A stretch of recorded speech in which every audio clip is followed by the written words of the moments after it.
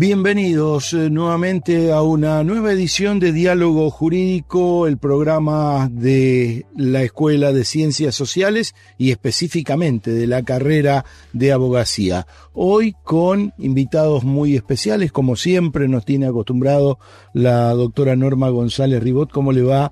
Bienvenida otra vez al programa, con una temática importante, 2 alumnos, un docente que tenemos ya en comunicación telefónica. Cuéntenos. Así es, Eduardo, muy buenas tardes. Sí, ahí está. Muy buenas tardes a todos, a toda la audiencia de Diálogo Jurídico. Hoy, estamos con el doctor Ignacio Noble. Es director del Centro de Mediación de la ciudad de Tucumán. Uh-huh. También es docente y director de la carrera de la Universidad del Norte de San Tomás de Aquino y, por supuesto, docente de la Universidad Nacional de Chilecito. Bien, y tenemos 2 alumnos de 4º y 5º año de la carrera de abogacía. Así es, estamos con Matías Carrizo y con Ezequiel. Bien, Ezequiel Arias 4º año, Matías Carrizo 5º año, que ya varias veces ha venido al programa. Sí, varias veces vine ya. Sí, bien, le vamos a tener que pagar un adicional, profe, ¿no? No. Bueno, hoy está... Las prácticas educativas, ya tiene acreditado las prácticas. Hoy tenemos en la operación técnica Ezequiel Tapia, en la programación también va a estar Diego Rivero, en las cámaras Hugo Jiménez para UNDEC TV y Walter Sotomayor en la edición. Comenzamos con el temario del día. Así es. Cuéntenos. Bueno, en el día de hoy el doctor Ignacio Noble, bienvenido Ignacio, ya estamos en comunicación con el doctor. Vamos a hablar sobre la ley de mediación, sobre mediación. Primero contanos un poquito, Ignacio, cómo funciona la mediación en la ciudad de Tucumán, en el centro de mediación. Y después vamos a abordar un poquito el tema con respecto a la ley de mediación de La Rioja. Hola, buenos días, ¿cómo están? Saludos ahí a toda la audiencia. Saludos también, por supuesto, ahí a Norma, Ezequiel, a Matías. Les cuento un poquito cómo funciona acá en Tucumán la mediación. Les diría hace ya 20 o 15 años, según como uno lo quiera ver. 20 años desde la ley, que se están cumpliendo el año que viene, y 15 años desde que se empezó a aplicar efectivamente. Y eso es lo que vamos a conversar también, porque ahí en La Rioja ya tienen ley, pero usualmente hasta que se empieza a aplicar pasa un tiempo, ¿no? Entonces, acá se aplica obligatoriamente desde el año 2010. Yo estoy a cargo de todo lo que es la gestión del proceso de mediación en Tucumán. Y básicamente la idea es que previo a todo proceso judicial, salvo algunas pequeñas exclusiones, siempre tenga que haber una instancia de diálogo entre las partes, de modo tal de ver si lo pueden resolver antes de llegar al dictado de una sentencia de un juez. Este tema de la mediación, doctor, ya está incorporado en las distintas reformas de los diferentes códigos, incluso también ya, como usted lo decía, puesto en práctica. ¿Por qué cree que en la provincia de La Rioja por allí no se utiliza tanto? Bueno, es muy llamativo. Nosotros hemos estado ya hace muchos años trabajando para promover y difundir el Instituto de la Mediación ahí en La Rioja. Hace mucho tiempo ya incluso desde el Colegio de Abogados, luego desde la UNDEC. Y lo que es llamativo es que ustedes lo tienen en la Constitución nacional, en la Constitución provincial, hace ya bastante tiempo, pero no se había dictado una norma que la pusiera en práctica. Recién, a principios de este año, se logró el día 14 de febrero el dictado de la ley 10.766, en donde hacen una regulación bastante interesante en distintos contextos, no solo en el judicial o en el prejudicial, sino también en el contexto comunitario, educativo, ambiental, sobre la aplicación de este procedimiento. Así que yo creo que si bien no se aplicó hasta el momento, ya el dictado de la ley este año es una muy buena noticia, y lo que hay que intentar ahora es que esto que establece la norma se haga efectivo. Bien, le vamos a consultar a los alumnos cómo ven esto de la mediación, uno en 4º año, otro en 5º año, en qué momento de la carrera se ve, qué y cuán importancia ustedes le dan a esto. Es una herramienta muy importante, bueno, porque se tratan de nuevos enfoques que van, en alguna medida, mejorar la justicia. Y qué mejor que este tipo de herramientas para tratar de dar otro tipo de soluciones a la comunidad de acá de la provincia, en realidad. Ezequiel, ¿en qué momento de la carrera se ve esto? Nosotros lo estudiamos con el profe Noble en cuarto año. En cuarto año, directamente. ¿Es una asignatura, profe Norma, Es directamente? una asignatura obligatoria, teoría del conflicto y la decisión. Ujú, Así es. ujú. Ignacio, sabemos que funciona muy bien la mediación en Tucumán, ¿sí? Y en todas las materias. ¿Es así en materia penal, en materia de género, en violencia de género? Bueno, nosotros la tenemos sobre todo con mucha fuerza en la parte civil y también en menor medida está funcionando también en la parte penal y en un proyecto piloto también en la parte penal juvenil. Los temas de violencia se terminan excluyendo porque allí donde hay antecedentes de violencia doméstica, intrafamiliar o de género entre las partes, entendemos que no hay una posibilidad de igualdad para poder negociar y entonces lo que hacemos es cerrar el proceso y comunicarlo al juzgado para que continúe el juicio directamente ante el juez de la causa. Pero en todas las cuestiones civiles, salvo algunas excepciones de lo que las partes no pueden consensuar, por ejemplo temas de orden público, o que pudieran afectar a terceros, esos casos son los únicos que se excluyen. Fuera de esos casos, todos tienen un procedimiento previo de mediación. Y en el ámbito penal, nosotros, desde la reforma del nuevo Código Procesal Penal, pero ya hace bastantes años, del año 2016, aplicamos mediación en temas penales cuando los fiscales hacen la remisión en aquellos delitos que tengan una pena máxima de hasta 6 años. Es decir, son delitos leves que permiten un acercamiento entre las partes y eventualmente dar una solución más pronta, no solo para la víctima, sino también para atender a veces situaciones particulares que puedan tener las personas que están siendo investigadas. Bien. Hay conflictos que con la mediación se solucionan y no llevan tanto, debates en juicios orales y públicos, o con esa mediación se soluciona el problema e inconveniente judicial. Sí, en gran parte de los casos se terminan resolviendo y creo que lo más importante es que lo resuelven las propias partes. O sea, el ciudadano aprende a no delegar siempre la resolución del conflicto en un tercero, que ese tercero después decide sin preguntar, o sea, decide conforme a lo que dicta el derecho en ese procedimiento. Entonces, es una posibilidad de devolverle esa responsabilidad al ciudadano, decir, me hago cargo del conflicto y me hago cargo dialogando con la otra parte, ¿no? Entonces nosotros esperamos que esto que hoy se judicializa y que las partes encuentran una vía de diálogo asistida por un tercero en el sistema judicial, el día de mañana lo puedan replicar incluso sin necesidad de intervención de la justicia. Estamos hablando, por ejemplo, de algún caso de familia, en donde yo hoy seguramente puedo tener una dificultad, pero siendo familia en adelante, aún luego de la separación, va a haber un montón de temas que van a tener que seguir negociando y tratando. Entonces, también el procedimiento es de alguna manera pedagógico en torno a cómo seguir dialogando y consensuando en adelante para resolver los problemas que se presenten en el desarrollo de la vida familiar. Uno a veces, perdón, profe Norma, Sí. tiene conflicto con el vecino de al lado, el del fondo, por 1 metro más, 1 metro menos de la medianera. ¿Qué pasa con la columna que hice yo y que me la usa él también? ¿Cómo se interviene ahí? ¿En qué momento se ve la mediación? ¿Hay un profesional del derecho que está junto a las dos partes y ahí se trata de dialogar y consensuar? Mira, el sistema es muy diverso porque en realidad vos podés tener un conflicto de naturaleza comunitaria o vecinal como ese, pero puede ser que lo judicialices o que no lo judicialices.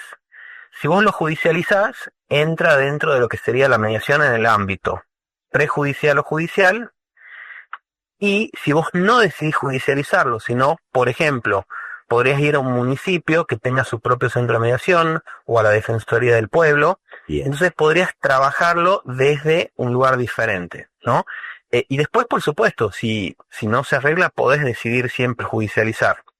Pero un poco la idea es que la gente se acostumbre también a no empezar por el juicio. El juicio debería ser siempre la última instancia a la que nosotros recurrimos cuando hemos agotado algunas otras. Entonces, si yo puedo tener un diálogo con mi vecino, a quien veo todos los días, asistido por un órgano de la municipalidad, de la Defensoría del Pueblo, de una asociación de vecinos, eventualmente encuentro un resultado a un menor nivel de utilización, no solo de recursos públicos, sino también individuales, ¿no? De lo que yo como ciudadano tendría que poder pagar para poder resolver ese conflicto. Es muy importante lo que decías, Ignacio, hace un ratito, de que las propias partes se tienen que hacer cargo del conflicto, ¿no? Y buscar una solución. Y también es muy importante porque de las mismas partes sale la resolución del diálogo entre las partes, buscan la resolución de su conflicto, a diferencia de una sentencia que lo ordena el juez, Claro. ¿sí? Un tercero. Y los Sí, chicos... de hecho, Sí, perdón, sí, Ignacio. hay como una costumbre, si se fijan, hay una costumbre en donde nosotros no estamos acostumbrados a resolver nosotros mismos nuestros conflictos. Si yo tengo un problema con, no sé, con mis hijos, usualmente resuelvo a partir de la autoridad que tengo como padre, pero no estoy acostumbrado a decirles a ellos, bueno, dialoguen ustedes, fíjense de qué manera pueden llegar a un acuerdo. Uno no construye culturalmente, a veces desde la familia, este diálogo necesario en donde el otro, cuando tenga un conflicto, no es mi enemigo, es simplemente alguien que busca algo diferente de lo que yo quiero, y de lo que se trata es de ponerse de acuerdo, aún en la diferencia. En la escuela pasa lo mismo. Si hay una pelea entre dos alumnos, decide el docente o decide el director. Entonces, no estamos construyendo esta ciudadanía que de alguna manera genere competencias en diálogo y en búsqueda de consenso, que es algo muy necesario para evitar que después, cuando somos adultos, terminemos con una incapacidad en la resolución de conflicto y que terminemos delegando siempre, en este caso, en un tercero, que es la autoridad, que es el juez. Ignacio, y a la mesa también, le propongo 2 minutitos de buena música, y cuando retornamos en el segundo bloque vamos a hablar de un proyecto que tienen los chicos. Un proyecto que no conoce el docente, Ignacio. Le vamos a dar la sorpresa. Así que... Pero ahora se va a enterar al aire. Si se corta la comunicación, no importa, profe. 2 minutitos de buena música y volvemos.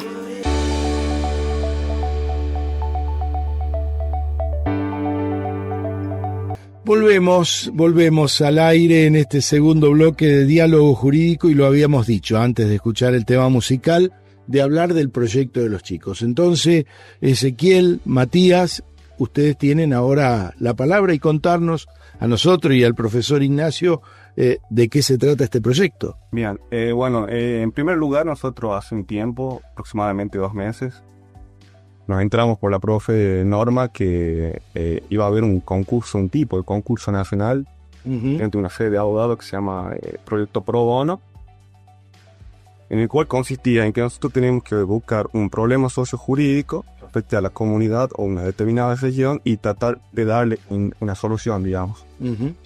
Bueno, entonces nosotros lo que hicimos con Ezequiel es empezar a escuchar la radio, empezar a ver de manera constante, digamos, todos los medios de comunicación, y bueno, a ir anotando, digamos, cuáles eran los tipos de problemas que apuntaba la sociedad. Entonces, bueno, entre algunos de esos problemas habíamos encontrado el más clásico, y bueno, el que vemos ahora por la tele, digamos, que es las estafas piramidales, con las que tenemos para víctimas a los jubilados, y otro que veíamos también era la delincuencia juvenil. Bien. Entonces nosotros empezamos a buscar algún tipo de soluciones, y bueno, nosotros una de las herramientas que habíamos encontrado es la justicia restaurativa, que la vimos con el profe Noble en su materia, en cuarto año. ¿De qué se trata la justicia restaurativa? La justicia restaurativa se trata, digamos, de una herramienta, de un nuevo enfoque, en el que busca la reparación del daño de un delito. Que se trata de una herramienta que se enfoca sobre todo en la voluntad de las partes, entre la víctima, entre el victimario y también en la comunidad. Es decir, lo que se trata por una parte es buscar una reparación del daño que sea integral, que sea voluntaria, y por otra parte buscar que este delincuente, juvenil en este caso, que sea reinsertado a la sociedad. Nosotros nos dimos cuenta de esto, ¿por qué? Porque nosotros veíamos que muchas veces con la privación de la libertad de los menores, en la cual nosotros estamos acá hablando de una justicia que viene a ser retributiva, en la que, bueno, dimos cuenta en la que el castigo, en la que privar de la libertad a estos menores no alcanza. Entonces lo que nosotros buscamos es buscar una herramienta que sea mucho más humanizadora, integral, para tratar de, bueno, no tan solo prevenir, sino corregir por allí, corregir e insertar nuevamente en la comunidad. buscar otro tipo de soluciones, ¿no?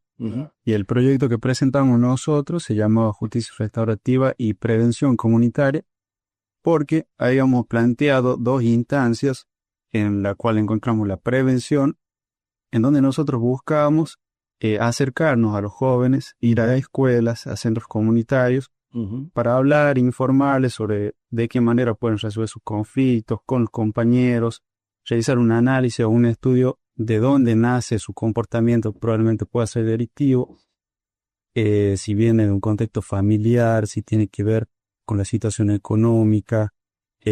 Entonces, mediante la prevención, nosotros buscamos dar charlas en la escuela, acercarnos a los jóvenes. Y luego la segunda etapa, cuando ya cometió un delito y provocó un daño a ese joven, aplicamos la justicia restaurativa. Explico, Matías. Esa justicia restaurativa, ¿a veces es necesario o puede haber gente que reincide en eso? ¿Cómo pasa dentro de lo normal? En este caso, dentro de cierta jurisprudencia, ¿no? Sí. Ignacio, Si ¿pudiste? quieren, Sí. les cuento un poquito cómo funciona acá ese tema. Todo lo que cae dentro de la órbita del derecho penal tiene la intervención de la fiscalía. Entonces, los fiscales son los que ejercitan un principio que es el principio de oportunidad, en donde ellos pueden disponer en determinadas circunstancias de la acción penal, que antes estaban obligados a continuar sí o sí con la investigación por el principio de legalidad, y a partir de las reformas se permite que en determinados casos, en donde hay una política criminal que indica que continuar con la investigación y demás sería excesivo en función de las posibilidades que dan otros procedimientos como la conciliación o la mediación penal. Entonces, es el Ministerio Público Fiscal el que define qué causas van a ser remitidas a este tipo de procedimientos que tienen un enfoque restaurativo, como bien señalaban ahí los estudiantes. Con lo cual, si uno viera que hay una situación de reincidencia en donde alguien se está beneficiando de la posibilidad de llegar a acuerdos, pero después vuelve a incurrir en este tipo de conductas, entonces el propio Ministerio Público Fiscal, que es quien deriva, puede decidir perfectamente que en ese caso ya no se va a hacer una nueva derivación, atento a un acuerdo incumplido o una reincidencia en estas conductas que son las que se quieren erradicar. Bien. O sea que si hay una reincidencia, sí o sí, se puede ver hasta la primera parte o el primer, si se quiere, delito o incumplimiento que se hizo. En realidad no está definido de esa manera, porque es probable que en alguna causa en específico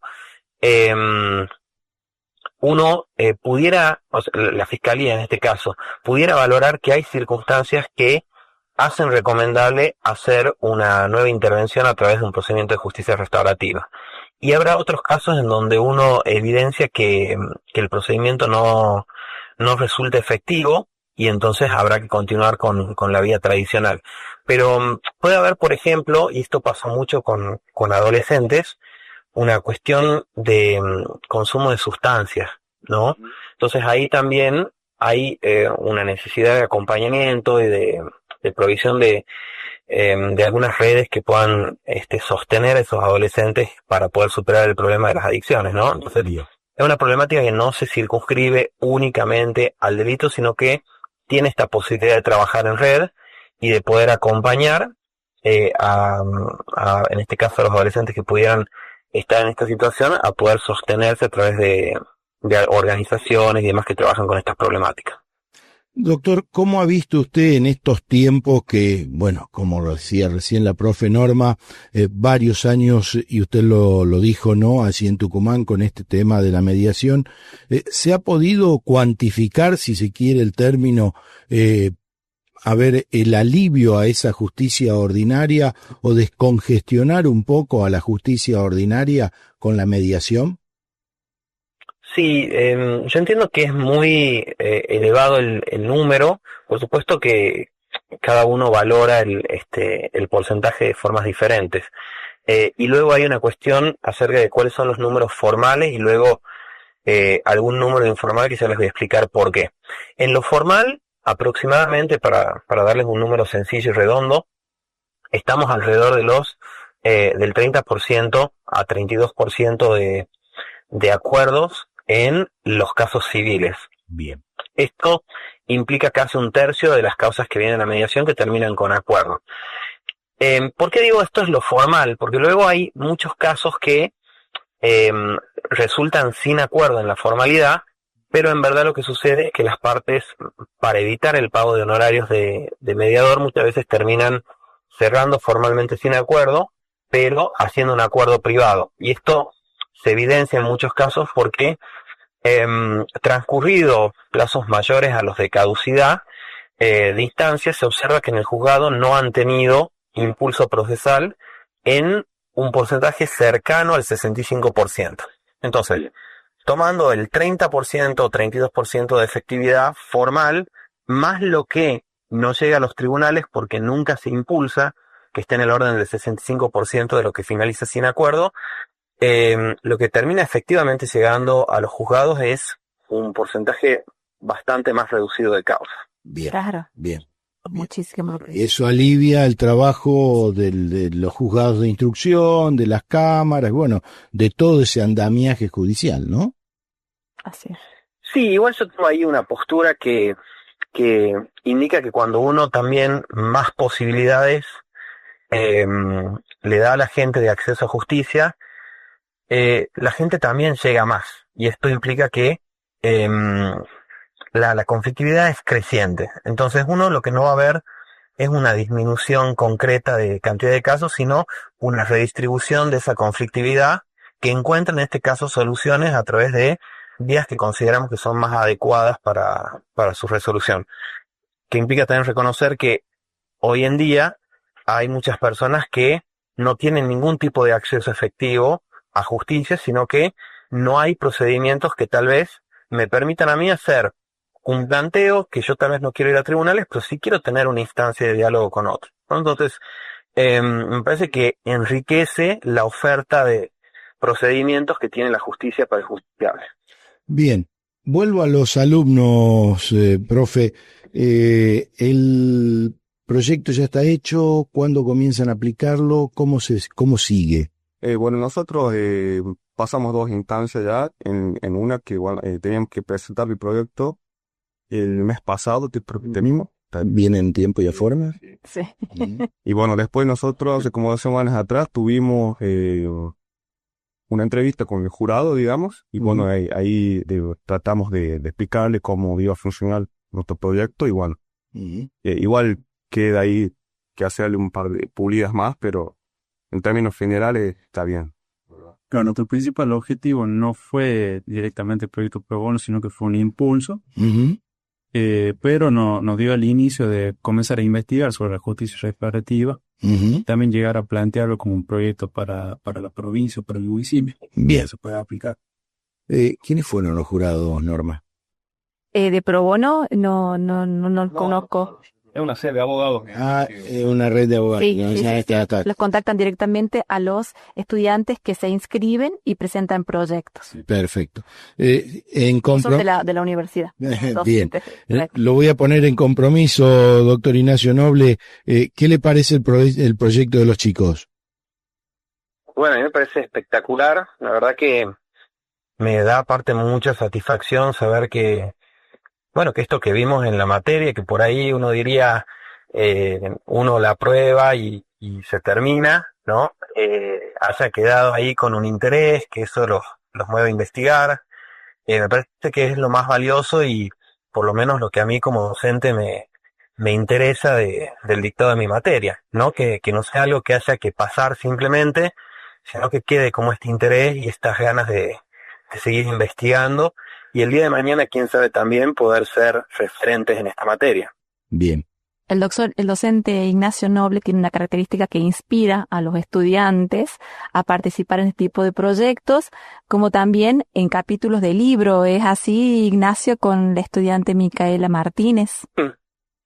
Sí, venimos teniendo muy buenas experiencias. El año pasado también hemos ganado han ganado las alumnas un concurso en donde justamente también identificaban alguna problemática y esa problemática tenía que ver con la falta de regulación de la mediación en La Rioja y fue muy interesante porque par de meses después sale la ley, ¿no? Entonces miren cómo las estudiantes han podido identificar esta necesidad y luego se concretó la ley. Y luego también en proyectos de investigación con Micaela hemos trabajado en un capítulo de libros que se publicó este año y que incluso ahora me estoy yendo mañana para México porque el libro va a ser presentado en el Congreso Mundial de Mediación que se va a celebrar en Hermosillo, en el departamento, en el estado de Sonora. Estado de Sonora. Así que bueno, exactamente. Y se va a presentar también en la UNAM unos días después, así que vamos a tener distintas instancias al menos en 3 ciudades. En la ciudad de Tabasco también se va a presentar, así que vamos a mostrar después ahí el registro fotográfico de estos eventos, en donde a mí me da mucha alegría y mucho orgullo que los alumnos sean partes, no solamente dentro del proceso de investigación, sino que concretamente también lo hagan escribiendo un capítulo y siendo verdaderamente partes de ese libro. Bien, después de lo que dijo usted, nos resta invitarlo a que venga a contar la experiencia a la radio nuevamente y traernos esa publicación muy, pero muy interesante. Así que desde ya le arrancamos ese compromiso, Ignacio.